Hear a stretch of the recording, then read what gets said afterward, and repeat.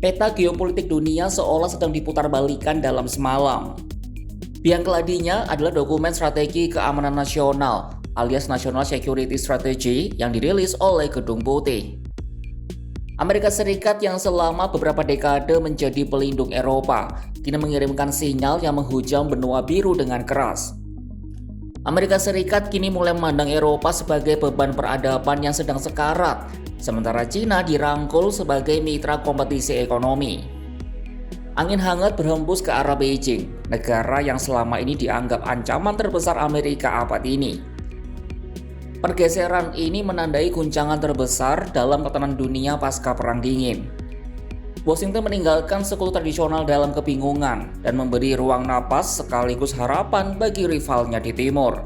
Simak informasi lengkapnya dalam video berikut.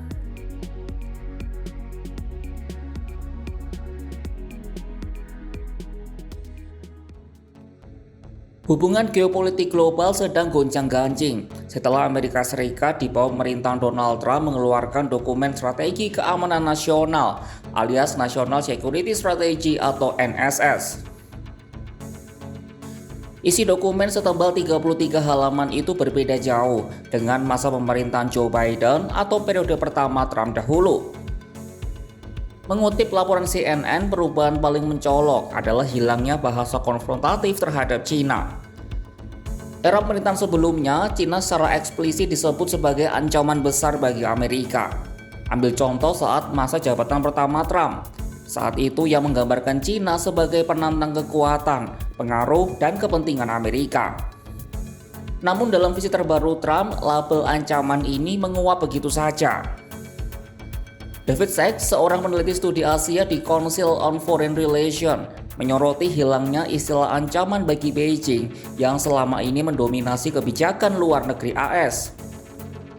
Sachs menyebut Amerika Serikat hampir tidak menyinggung masalah otoritarianisme atau pelanggaran hak asasi manusia yang selama ini sering muncul dalam laporan-laporan pemerintahan sebelumnya. Wendy Song, seorang peneliti di Global China Hub, menggambarkan dokumen ini sebagai penyeimbang kembali antara kepentingan dan nilai-nilai. Amerika Serikat di bawah Trump tidak lagi posisikan diri sebagai polisi moral dunia, melainkan sebagai entitas bisnis raksasa yang menuntut kesetaraan pasar. Petunjuk lain soal bagaimana Trump memandang Cina tampak dari betapa sedikitnya negara itu disebut. Cina baru muncul di halaman 19 dan hanya menempati satu bagian dalam laporan yang juga mencakup Eropa, Afrika, Timur Tengah, dan wilayah lainnya. Perubahan nada ini pun tak luput dari perhatian Beijing. Juru bicara Kementerian Luar Negeri Cina Guo Jiakun menyambutnya dengan nada positif, sekaligus menekankan kesediaan Cina untuk bekerja sama. 我们注意到有关报道，中方一贯主张 中美通过合作实现互利共赢。 Respon Beijing yang berhati-hati namun terbuka ini menjadi sinyal bahwa pintu negosiasi ekonomi terbuka lebar menjelang pertemuan tingkat tinggi antara Trump dan Xi Jinping pada April 2026 mendatang. Amerika tampaknya sedang membersihkan meja dari isu-isu ideologis yang mengganggu demi mencapai kesepakatan dagang pragmatis.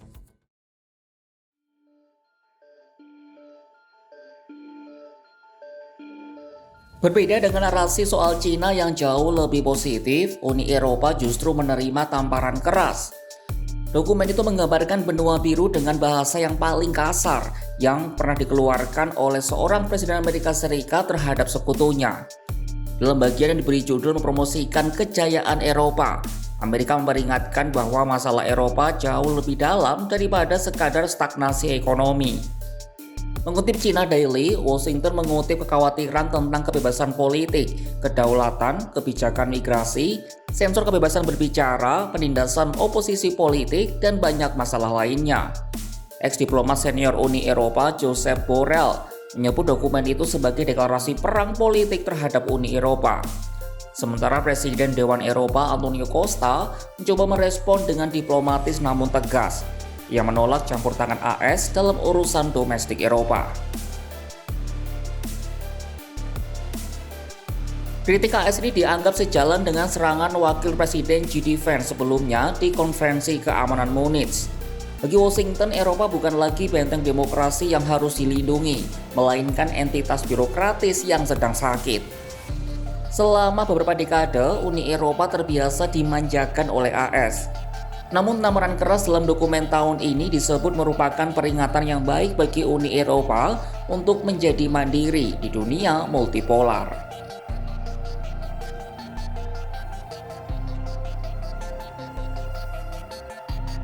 Bergabungnya dua langkah Amerika Serikat ini, melunak ke Cina dan menghardik Eropa, menandai orientasi geopolitik terbesar Amerika sejak runtuhnya tembok Berlin. Washington di bawah Trump sedang melakukan perubahan arah besar. Fokus mereka kini bukan lagi untuk membendung Cina seperti di era sebelumnya, melainkan untuk berbisnis dengan mereka sambil meninggalkan beban aliansi ideologis di Eropa. David Sachs menganalisis bahwa perubahan ini mungkin didasari oleh realitas baru tentang saling ketergantungan ekonomi yang tak terelakkan antara Amerika dan China. Implikasi global dari strategi ini sangat mendalam. Eropa kini mendapati dirinya semakin terpinggirkan dan harus segera mencari otonomi strategis jika tidak ingin menjadi bola mainan di antara dua raksasa. Sementara itu, China mendapatkan ruang diplomatik yang selama ini tertutup oleh tembok pembendungan AS. Meskipun ada kewaspadaan bahwa AS mungkin hanya mengubah taktik, perubahan narasi ini jelas memberikan keuntungan posisi bagi China.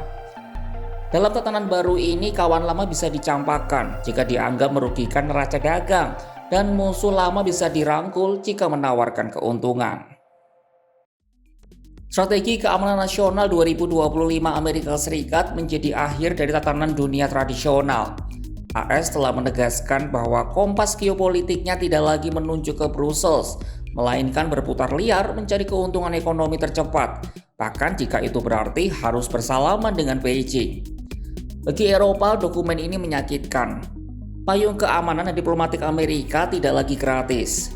Bagi China, ini adalah validasi bahwa kekuatan ekonomi adalah bahasa universal yang bahkan mampu melunakkan retorika Washington.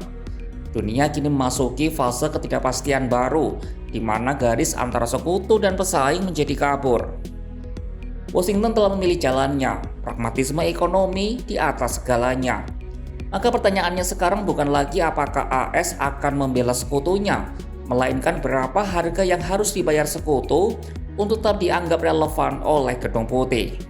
Saksikan kabar lainnya hanya di kanal YouTube Kompas.com.